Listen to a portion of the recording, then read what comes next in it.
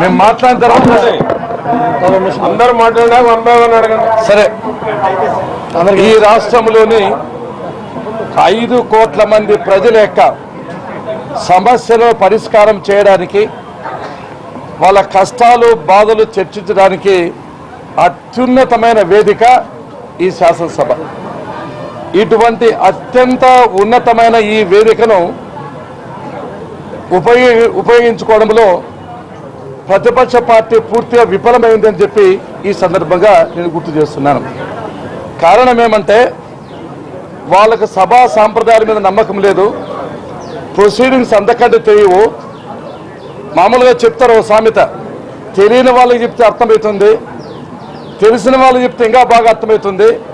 అర్థము తెలిసి తెలియని జగన్ లాంటి వారికి చెప్పాలంటే ఎవరికి తెలియదు, అర్థం కాదన్నట్లు ఆయన చాలా, ఒక మాటలో చెప్పాలంటే, ఒక స్వార్థపరుడు, ఒక అవినీతిపరుడు, ఒక దౌర్జన్యపరుడు ప్రతిపక్ష నాయకుడైతే ఈ రాష్ట్రానికి ఎంత నష్టం జరుగుతుందో ఇప్పుడు స్పష్టంగా అసెంబ్లీలో కనపడుతుందని చెప్పి సందర్భంగా నేను గుర్తు చేస్తున్నాను. చాలా ఏళ్ళు రాజకీయాలు మేము ఉన్నాం, చాలా మంది ప్రతిపక్ష నాయకులు చూసాం. కానీ ఈ రోజు వాళ్ళు ప్రవర్తించిన తీరు సభ్య సమాజం కూడా తల వంచుకునే రీతిలో చాలా అసహ్యంగా, ప్రజలు సిగ్గుపడే విధంగా ఈరోజు ప్రవర్తన జరిగింది. శాసనసభాపతి స్థానం అత్యంత పవిత్రమైంది. ఆ పైకెక్కి మార్షల్స్ కూడా కొట్టుకుంటూ, అదేవిధంగా అక్కడుండే మైకులను విరగొట్టి ఆ మైకుల్లో వైర్ తీసి ఆ శాసనసభ సెక్రటరీ కూడా ఉరిదీయాలని ప్రయత్నం చేయడము ఇంతకంటే అన్యాయం, ఘోరము ఈ చరిత్ర ఎప్పుడు జరగలేదు. ఈ శాసనసభ చరిత్రలోనే ఒక మాయన మచ్చగా అది మిగిలిపోతుందని చెప్పే సందర్భంగా నేను గుర్తు చేస్తున్నాను.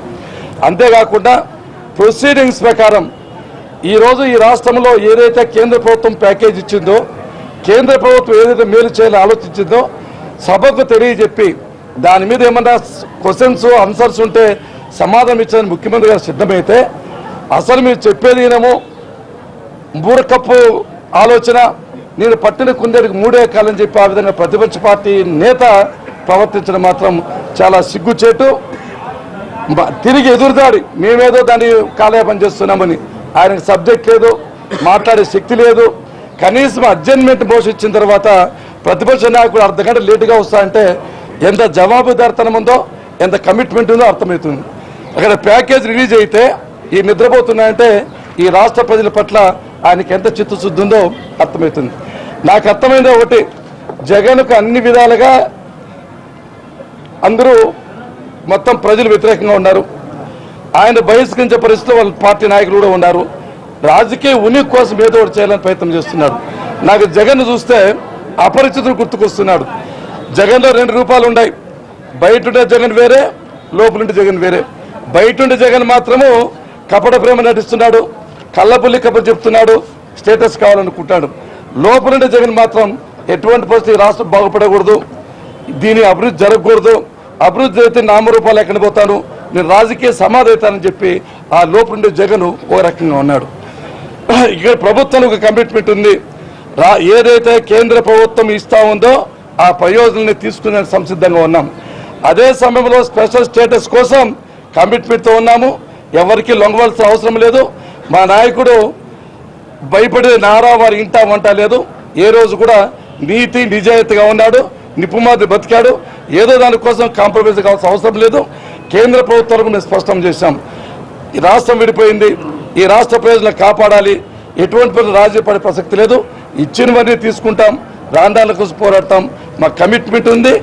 ఈ రాష్ట్ర ప్రజల యొక్క సంక్షేమం మాకు ముఖ్యము, వాళ్ళ అభివృద్ధి మాకు ముఖ్యం. దానికోసం ఏ విధంగా తీసుకోవాలో ఆ విధంగా తీసుకుంటాం తప్ప వీళ్ళు చేసేదానికి తాటాకు చెప్పలకు కుందేళ్ళు బెదరవు.